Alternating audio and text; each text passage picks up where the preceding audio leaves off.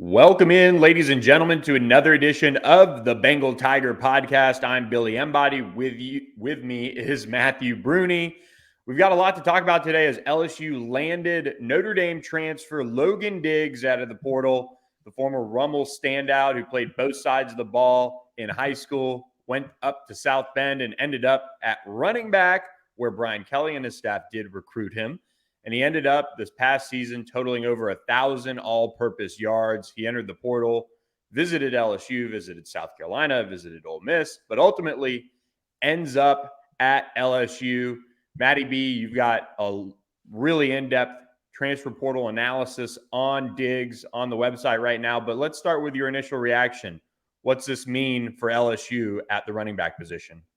Yeah, I think it's a huge addition. I think it's almost essential at this point with the unknowns in the room. And I know everyone's like, "Oh, well, they have 6 running backs. How many more do you need at this point?" And it's a valid question. But for those who watch the spring game, who watch spring practices unfold, where you only have Noah Kane and Trey Holly, and you're like, okay, Armani Goodwin, he's not even available for summer workouts. He's gonna wait until the fall.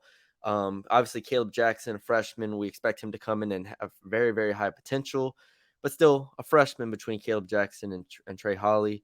John Emery, who knows what his status is with the academics. Didn't participate in the spring. Hasn't even been around the team, at least through the spring. I'm not sure what the status is now.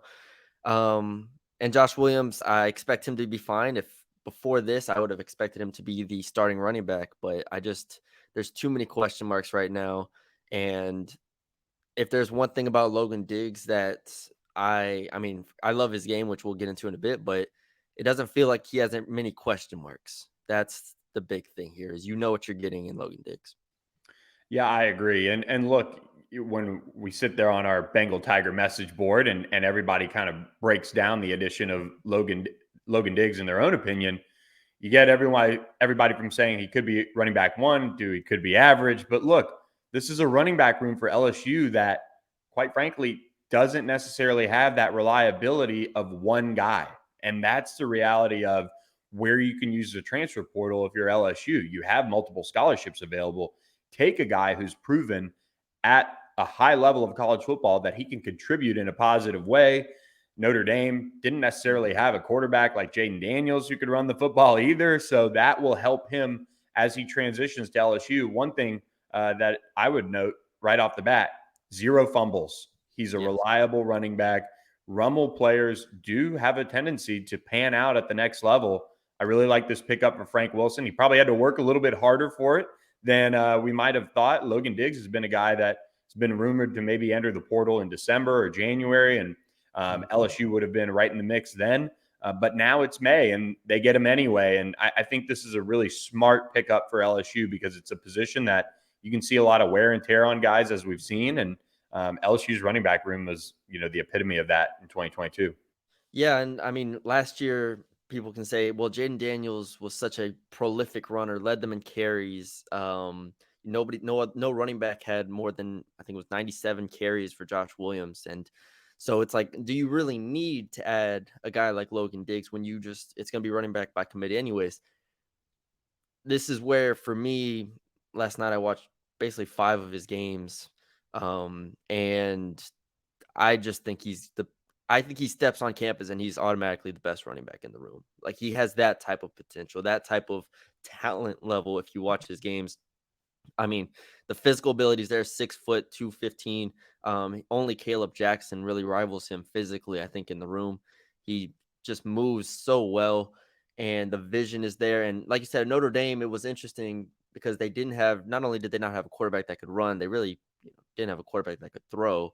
So it was a very simple offense. And I think he made the most of it. I just really am excited to watch him at LSU because I think he brings a different element to the room. He's not just someone else. He's not a repeat of Josh Williams or Noah Kane. I think he's probably better than them at this point. Yeah, and look, when you look at the long-term outlook now for LSU at running back, it's in a good spot. You signed Trey Holly, who went through spring workouts. You have Caleb Jackson. We talked about him on the podcast earlier this week about what he's bringing to the table from a speed perspective. Yeah. Those are your 2 young guys that you're now going to have in the room. You also have a bunch of veterans. We know they're recruiting Caden Durham, the 4-star out of Duncanville, Texas, really, really hard in 2024. And then, of course, 2025 stacked in Louisiana. But this is one of those nice kind of plug type of players that you can supplement your roster with, and it doesn't necessarily hurt you either in recruiting long term. Do you know his eligible or how many more years he has left? Because he played 3 years at Notre Dame. Is this his final season? I think he has 2 years to play. Could be wrong. Let me look real quick, but I'm pretty sure we had that one on the board. His sophomore season was 2022. He was there in 2021 as a true freshman, and he played in 8 games. So he has 3 years to play too, which is good news for LSU. Okay, yeah. A lot of people, will throw in there the uncertainties and the question marks of Armani Goodwin and John Emery. Like, if you get them back, could one of them pop? Because a lot of people still like John Emery. A lot of people still like Armani Goodwin. I think they're fine players. Even if they're healthy, to me, I want to emphasize that I think Logan Diggs is the best back in the room. Like, at this moment, without seeing him in person, just watching his tape from last year, 820 yards on the ground, 211 yards as a receiver on only 10 catches, keep in mind. I just want to reiterate, I just don't think it matters if Emery or Goodwin are factors next year. And I think that's part of the reason here is, again, to go back to the uncertainty, you don't know what you're getting beyond Williams and Kane, I'd argue. Like those two, and then you want to throw Trey Holly in there. I like Trey Holly. Again, I like Caleb Jackson a lot. Freshmen always have a little bit of uncertainty. Outside of Williams and Kane, I think this was just, you add a player that it's not only reliable, but is elite. Here's a bold prediction time for you is Logan Diggs, RB1 in the season opener against Florida State.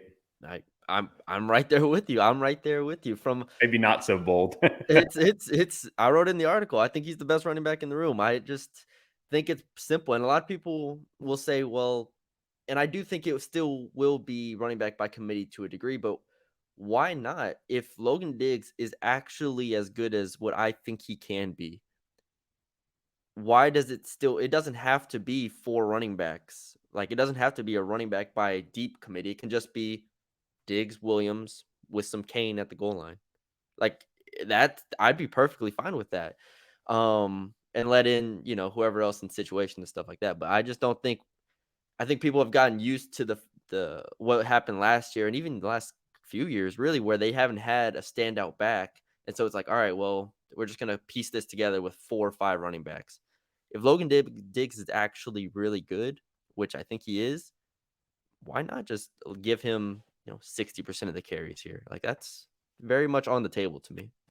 Yeah, and I think he's somebody that maybe his role could grow over the course of the season. And look, if Josh Williams bounces back the way we kind of expect him to, I think he's going to have a say in this. Yeah, I think he's shown that he deserves that type of kind of recognition and just overall faith in what he can bring to the table. You feel bad for him as he's recovering from injury, but when he's healthy, he's been reliable. And I think that's something Frank Wilson really values. I got a chance to watch his coach's clinic speech, and he's spent pretty much the entire time going over ball security. And I think that's important for him, obviously. And, Logan Diggs, Josh Williams, they bring that. And that's going to be a big factor going in to this season when it comes to reliability at the running back position. Exactly. So I just think this was big. I think even with 2024, like I said, Caden Durham, I think all eyes are on 2025. As we know, Harlan Berry show, the running backs in Louisiana that year are just elite. So it's kind of like, if you can piece it together, and if you get Diggs for 2 years, and you have Caleb Jackson, Trey Holly, you're setting up nicely to where the transition to the 2025 class in theory is pretty smooth. Not to get too far ahead of myself, but there you go. That's exactly what we're going to do, though. We're going to get ahead of ourselves here. From my perspective, when you look at recruiting, because somebody brought it up on the board, what does this mean for Caden Durham, the 4-star running back out of Duncanville, Texas in the 2024 class? I said on the board, if Caden Durham doesn't come and he does an interview afterwards, that says, oh, they took Logan Diggs, he's going to be there for another year.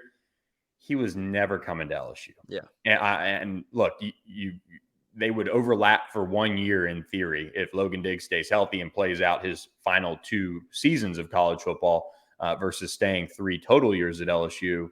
Caden Durham was just never coming to LSU, and that's his, lack of a better term, cop out for not coming. Now, LSU is still firmly in the mix with Caden Durham, as is Oklahoma. Frank Wilson's been up to see Caden Durham. He's can't talk to him in person, but they've gone over this plan with them. And I think this is a way where good recruiters, you have to massage situations, right? Caden Durham, in all likelihood, if he got to LSU in 2024, would have to battle Logan Diggs for carries unless Logan Diggs goes off and goes to the NFL afterwards. Yep. But he's going to need that time to maybe settle into the college game and do those things. I mean, if you're looking at Caden Durham, if he was depth chart staring, the 2 freshman running backs are probably the bigger, anti-selling point than Logan Diggs is. Yeah, I mean, because even if, Williams and Emory are gone after this year, so that's 2 right there. Noah Cain, I think, has another year, if I'm not mistaken. Who knows his situation? But then Armani Goodwin obviously has a couple years left if he wants him. So it's like Goodwin and Cain kind of in the air after this year. We'll see what their decisions are and what they want to do. But Jackson and Holly, it doesn't feel like an overly crowded room, even with Diggs, for any running back in the 2024 class. I just don't look at it that way. And if anything, it should be open because I look at Williams and Emory and Cain as, very good backs. If 2 of those aren't back next year, I think there's plenty of carries to go around. And like you said, who knows? Maybe Diggs has a great year and goes to the NFL. Yeah. There's too many unknowns to really, like you said, if he doesn't go to LSU because of that, it's like that's not really the reason. Barring an injury to Noah Cain that allows him to redshirt, he is also done with college eligibility. So that COVID year, obviously throwing all these guys off when it comes to that. And look, I'll note this. I was out at James Simon's spring game in Shreveport on Tuesday night. And in 2025, you've got Harlem Berry, who's the number 1 running back in the country. He's the number 1 prospect in Louisiana. He's right in 5-star range. LSU is pushing hard for him. He's On3's number 1 running back. He's in Louisiana. You've got James Simon, who, look, he got kind of limited carries in his spring game. They want to be careful with him up there, Calvary Baptist, but I'm even more impressed with James Simon than I was going into it. I think he is a legitimate RB1A, 1B with Harlem Berry if you can get both of those guys in your room. So if the running back position pans out the way we kind of think it does in recruiting, this room is really stacked for many years to come now. Which is good because it's been too long since LSU's had the all SEC caliber running back. It's been a few years. So I think Caleb Jackson has that upside. I think we'll see what they do in 2024. But then obviously you get to 25 and you're like, okay, they're back to being what they should be at running back. Yeah, completely agree. And if Frank Wilson reels those 2 guys in, it's going to be pretty fun to be a running back at LSU and also a quarterback. That'll take some of the pressure off of what would be Garrett Nussmeier or Ricky Collins down the line or Colin Hurley or whoever is taking the snaps. It'll certainly help them with that long-term outlook if it pans out that way, Caden Durham or not, for that matter. Matty B, when we look at what's next in the transfer portal for LSU, they are hosting a visitor as we record this podcast, and it's now out there on social media. It's another push from plenty of LSU commits and players to keep a Louisiana native home. LSU's hosting, I guess this is the right way to phrase this, Tulane transfer defensive back Andre Sam. He is an Iowa, Louisiana native, goes to McNeese out of high school, transfers to Marshall to follow Lance Guidry there. Lance Guidry leaves for Tulane for a cup of coffee, ends up at Miami, and now he's back in the transfer portal after being at Tulane this spring. It's a guy with 1 year of eligibility left at the safety position, but safety's got to be the biggest need for LSU remaining to truly check off, I think, right? Yeah. I think we were talking about off air. I think Andre Sam's first year of college was 2017, 18. So he's a vet. He's a veteran at this point going into 23, 24. Yeah, the safety position has always been the number one need. Just by this whole offseason, to me, it's been, how are you going to add more depth at safety? How are you going to add more playmakers at safety? Because as much as I like Greg Brooks and Major Burns, if one of those were to miss time, who are they putting at safety right now? And I think the answer is Sage Ryan or Javian Toviano. And as much as I like those guys, I would honestly probably lean Javian Toviano right now, just because how high of a prospect, how high I am on him as a prospect. But it's again, you're going to a true freshman at that point. And so that throughout the spring, they were like Kerry Cooks was working different guys in that safety, trying to see how they looked. There was some Zy Alexander, there was Jordan Allen, different guys getting reps at free safety. But ultimately, it felt like the entire time they were looking for someone to a veteran to add to this group, to where they weren't having to be like, okay, if these guys miss time, who are we putting here? Are we gonna have to cross train somebody? Are we gonna have to put a corner back at safety like we did last year with Jarek Bernard Converse, who was kind of an outlier because that's not normal. He was just an incredibly smart, seasoned defensive back there. So yeah, safety position is number one for me, and I think this is the type of player that you need: a guy with 1 year, a guy that can step in and immediately help you. Yeah, 53 total tackles this past season. And I think looking at, LSU's path to a safety,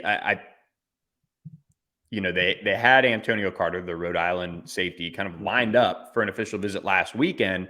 They probably put the brakes on Andre Sam just a bit because of that, but he ends up not making an LSU or a Florida visit and committing to Notre Dame. They poked around on guys like Trey Amos and certainly others in the portal, but this is, I don't want to say the last chance, but this is the guy that 1 year left. You have scholarships available. It literally can't hurt you long term to take a depth piece like Andre Sam. Yeah. And he's played, decent level of college football. He was on one of the better defenses in the country in Marshall's this past season. He's got that experience. He'd be another Louisiana native coming home. LSU's got to sit in a decent spot for him, but we'll kind of see. Miami's in the mix too, since Lance Guidry's down there.